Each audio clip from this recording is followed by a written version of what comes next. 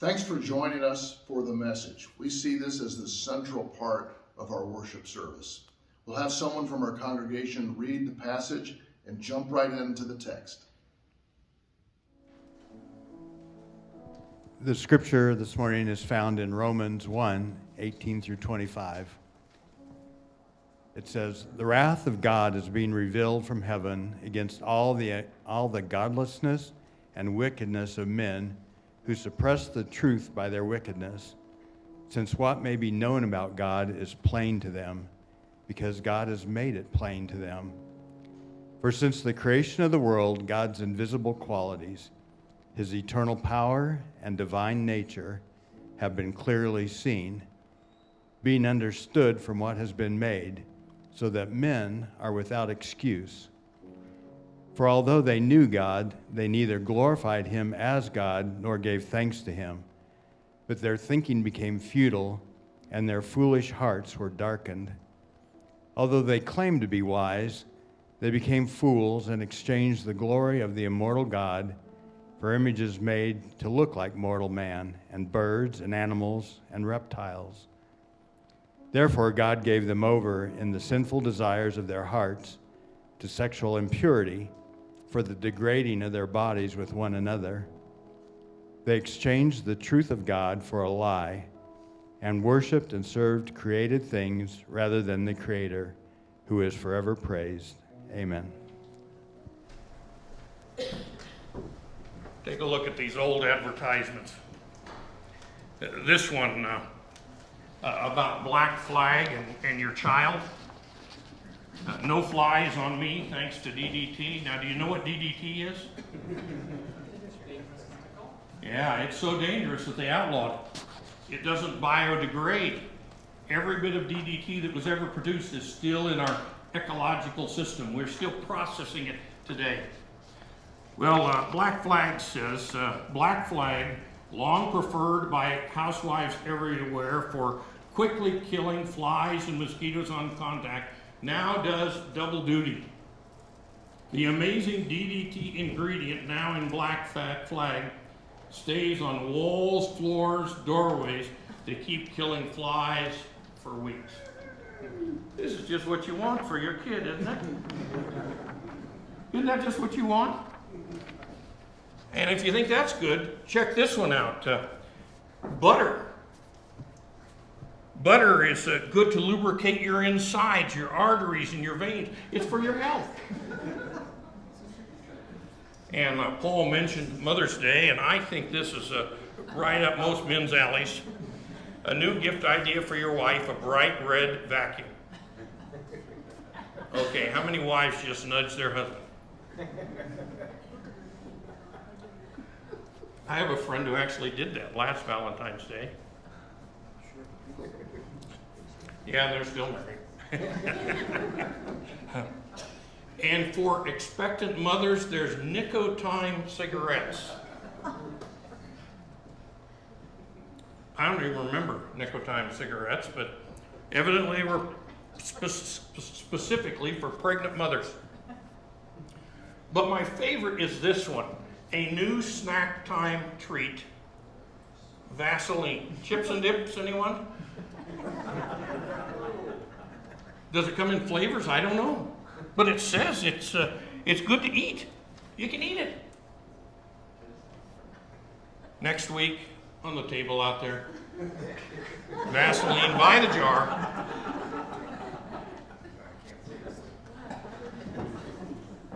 These are ads from the 1950s. This was science in that day. These were the rock-solid facts upon which life was built. Let me ask you, what is it you know? What is it you know for a fact, for certain? What is it you base your life on?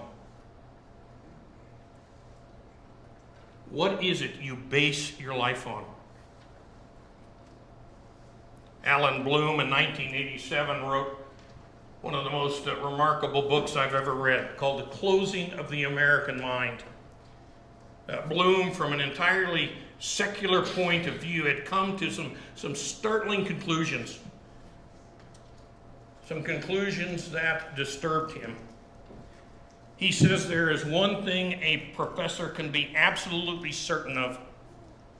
Almost every student entering the university believes, or says he believes, the truth is relative. If this belief is put to the test, one can count on the student's reaction. They will be uncomprehending. That anyone would regard the proposition as not self-evident astonishes them. What was that, 36 years ago? 1987? And culture has drifted even further away from any type of absolute, any type of truth. Everything is relative. Truth is truth only as it is related to me and defined by me, the individual. This is our world's fundamental truth. It's the world's absolute truth, if you catch the contradiction. Paul takes this type of thinking to task in today's text. Romans 1, 19 through 25, 18 through 25. Read to us today by Mike. Thank you, Mike. He takes this kind of thinking head on. Last time he talked to you and me in the Lord, our faith and where it lives. Last time he talked that if salvation is actively at work in your life, you will be praying. You'll be personally involved with others. It's about relationships. And it will all center on the gospel of Jesus Christ, the cross of Christ. Today, Paul pivots his discussion from those who minister God's truth to those who reject God's truth. He lays out for the believers of Rome the tragedy of the human condition, what it is, why it's there, where it goes. Looking at these 3 paragraphs, we find that unbelief is a devastating spiral down to destruction.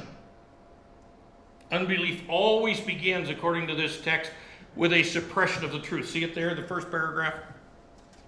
Verse 18. The wrath of God is being revealed from heaven against all the godlessness and wickedness of men who what? Suppress the truth by their wickedness. Since what may be known about God is plain to them, because God has made it plain to them. The wrath of God, the suppression of truth, and escalating wickedness. Those are Paul's thoughts. This is what he wants the believers at Rome to process, to think through. A world that actively suppresses truth. A world where in its wickedness, it's suppressing truth. Really? Is that what our world's doing? Suppressing truth? I read about a biology professor at one of California's leading universities who decided that evolution was for the monkeys. And so he added creation to his curriculum. Started teaching creation among the other stuff that the university expected.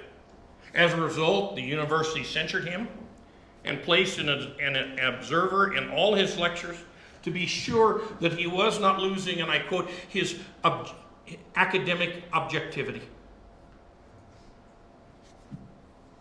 Did you hear that? To be sure he was not losing his academic objectivity. Now there was another professor in that same school, an atheist. His curriculum was forged around his humanistic atheism. He systematically berated Christian students in his classes. He belittled them. He chastised them for their stupidity. Was he ever questioned? Was he ever monitored? Was he ever censured? Was his academic respectability ever questioned? Not once. We live in a great, big, wonderful, pluralistic society, don't we? Built on open-mindedness and freedom and tolerance of others, right? Think again.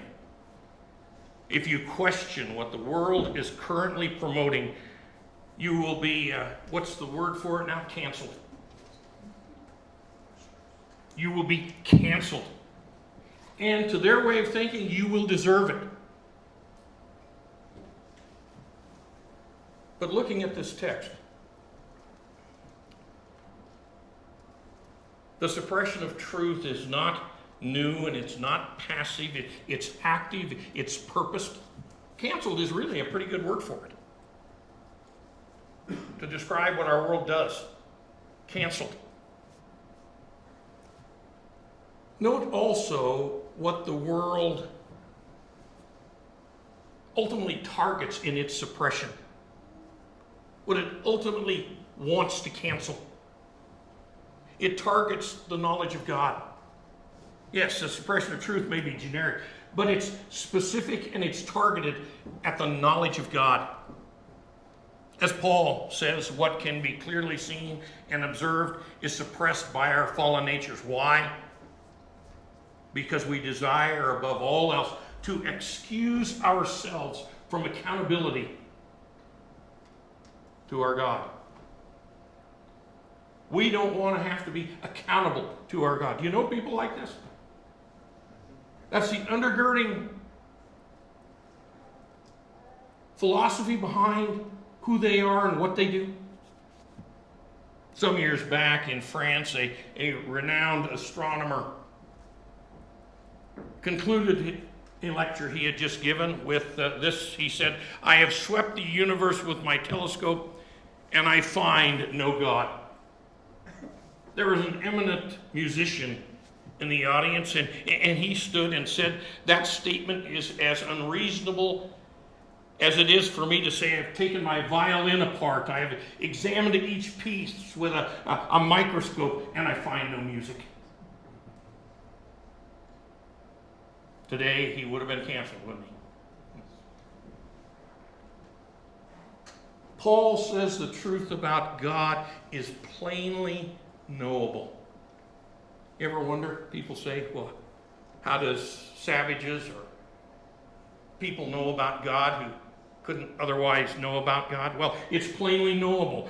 Verse 19. Since what may be known about God is plain to them, because God has made it plain to them. And then verse 20.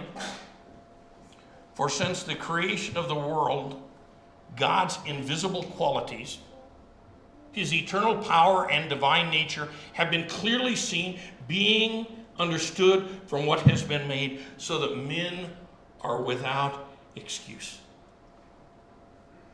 Theologically, that's general revelation. The other revelation we have is a special revelation. Whether it's general revelation, nature, or whether it's special revelation in Jesus Christ or in his word, God doesn't have to prove a thing. It's already evident to all. Suppressed, yes, but clearly evident to all. Look what comes next. Suppression of the truth leads to distortion of the truth. Another loop in that spiral downward. Verse 21. For although they knew God, they neither glorified him as God, nor gave thanks to him, but their thinking became futile, and their foolish hearts were darkened. Although they claimed to be wise, they became fools, and exchanged the glory of the immortal God for images made to look like mortal men and birds and animals and reptiles.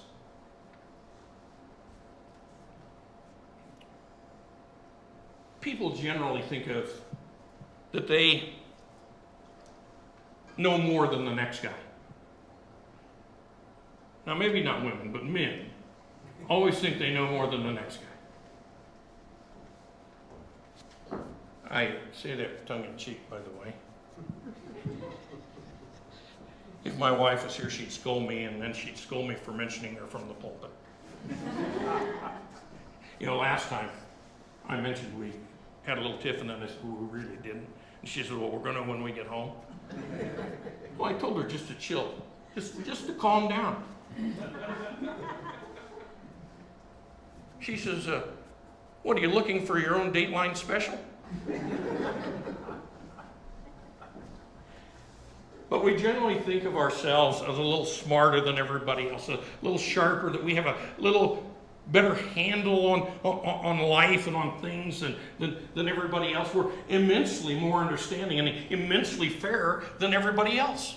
That's how we see ourselves. We live in a world that actively distorts truth because we, driven by sin, actively distort the truth. We have a view of ourselves that really isn't there. And this is why Paul brings this up in the middle paragraph. Thinking ourselves to be wise, we became fools. The world has exchanged, that's a good word, isn't it? Has exchanged the creator for the created. Substituted. We've exchanged the majesty of God for a flawed and fallible world. We've exchanged everything for our own personal whims. We have designed life in our fashion after our own hearts. We pick and choose at will, as if we are the final authority. And this is key to Paul's thinking here. We think of ourselves as the final authority. Isn't that what Satan promised Adam in the Garden of Eden? You will become like God. You will become God. Not only does a suppressed truth spiral into an utter distorted truth, a distorted truth plummets even further into a perversion of life. Verse 24.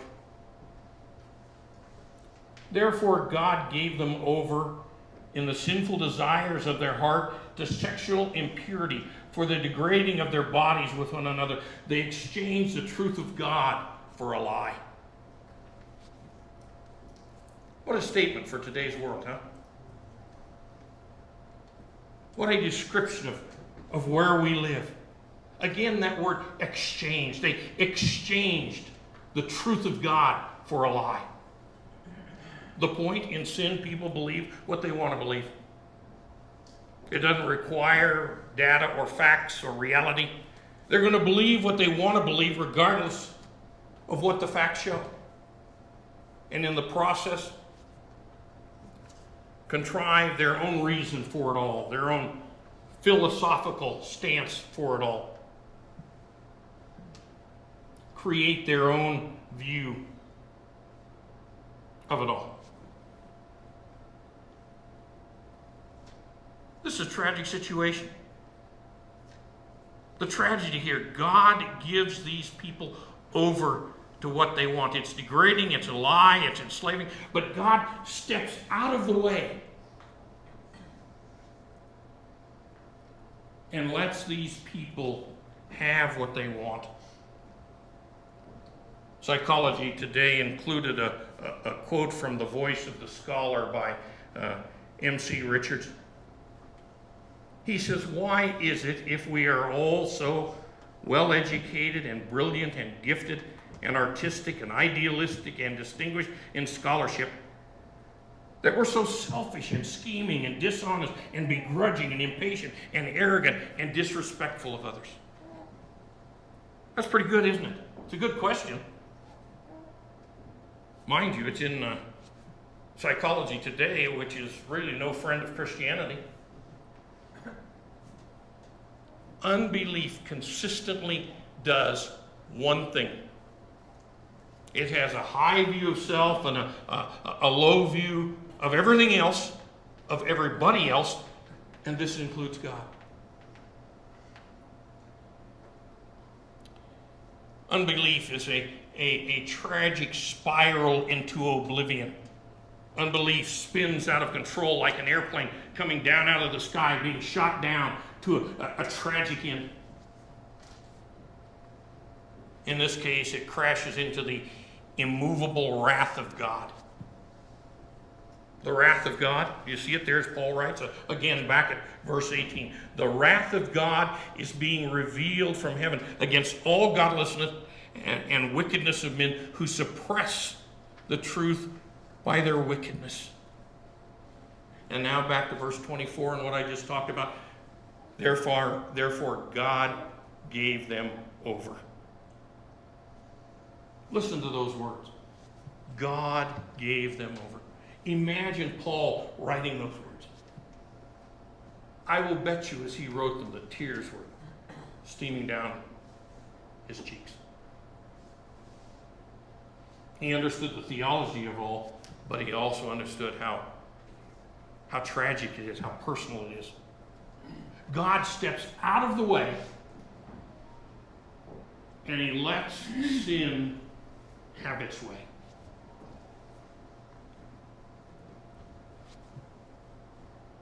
He leaves those in unbelief to their own devices, their own lies, their own conceit. God steps out of the way. What a jolting thought. Does it jolt you? It does me. What a jolting thought. I hope it stops you in your tracks and causes you to rethink our world and your place in it. D.L. Moody once told the story of a man who was asked by his 10-year-old son, Daddy, why don't you ever go to church with us? The father answered, I don't need to go to church, son. My faith is established.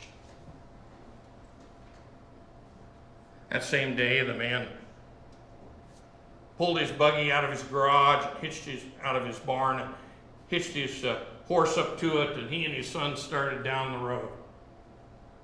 They didn't get very far when the horse got bogged down in a mud puddle. The guy climbed out of the buggy and tried to get that horse out, and he couldn't get that horse out. Finally, the boy observed, they're not going anywhere, Daddy. I believe they're established.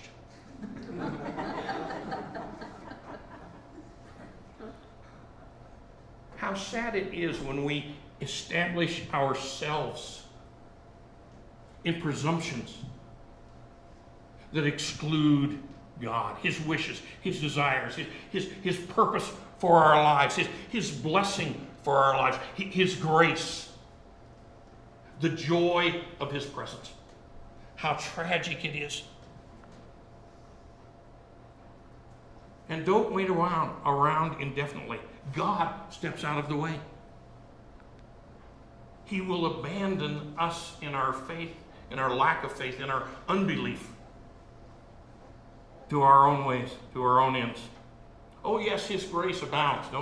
Don't miss that. But as we see here, his grace is not endless. God steps out of the way. When will he abandon us to our own devices? I don't know.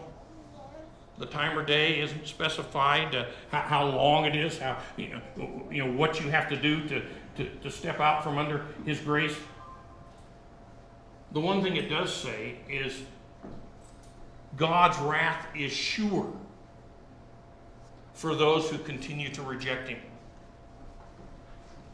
And I hope you notice this is not a when you're dead situation. The text is addressing those who are still alive, those currently living in unbelief, those who reject the truth about God. Somewhere, somehow, they arrive at a point and God calls it quit. He steps out of the way and he lets you continue on in your life with your own presumptions. You want an example? We have a biblical one. Pharaoh, before Moses, he hardened his heart. And there became a point at which God then hardened Pharaoh's heart. There was no turning back. He hardened his own heart, and then God said, that's enough. And God hardened his heart. there was a unbelieving farmer who was especially antagonistic of the gospel, who owned a piece of property right next to a church. He would save that piece of property until Sundays to wreak as much havoc, to make as much noise, to disrupt the service as best he could. Spring came, his corn sprouted. It was knee-high by the 4th of July. And in the fall, his harvest was tremendous, way better than he had counted on. So he wrote this pastor, declaring that obviously God did not exist because he so blatantly opposed God, and yet look how blessed he was. The pastor's response was just one sentence. God doesn't settle his accounts in October.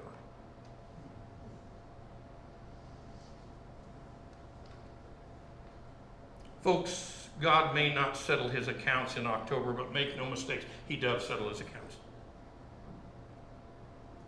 And if you want to know how serious God is about settling accounts, all you have to do is look on the cross. I thank Paul for the songs we sang this morning. But all you have to do is look on the cross if you want to know how serious God is about settling accounts. The cross displays two specific aspects of God's nature.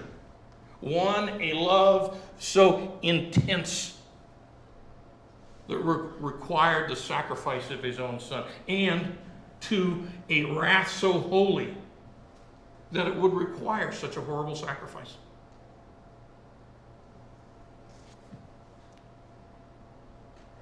Unbelief forces the wrath of God.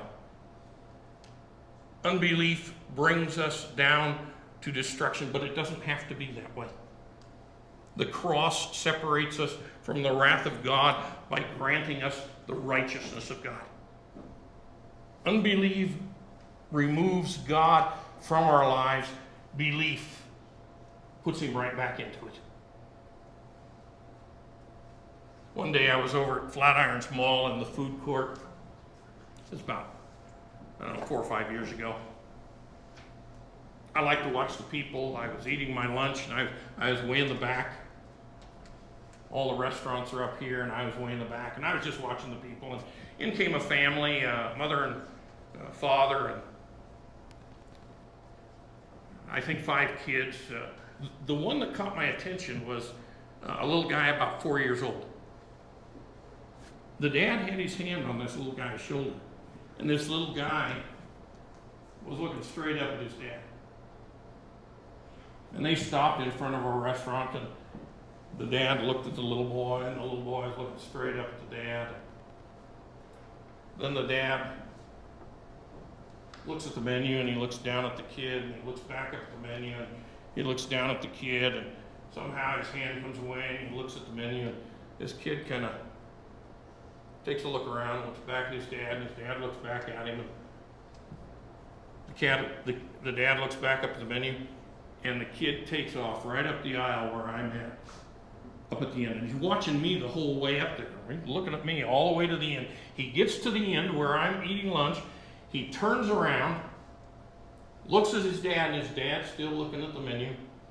He takes his coat and he flares it open like this, and he looks at me and he goes, "Well, I'm gone now."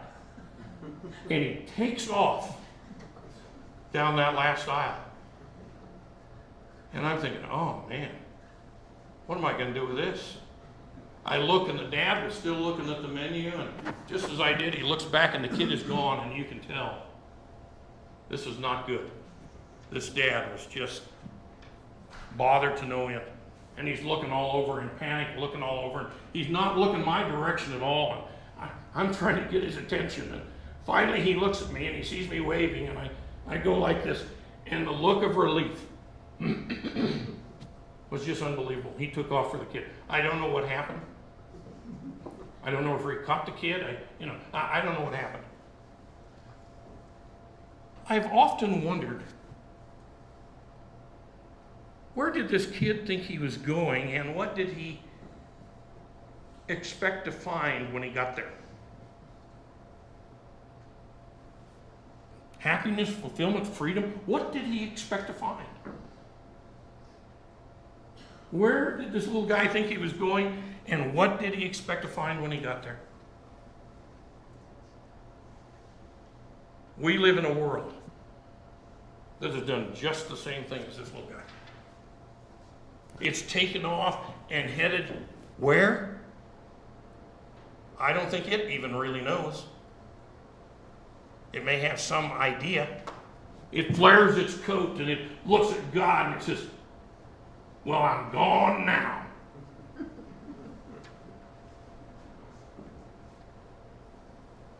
Well, when it gets there, it's not going to be good.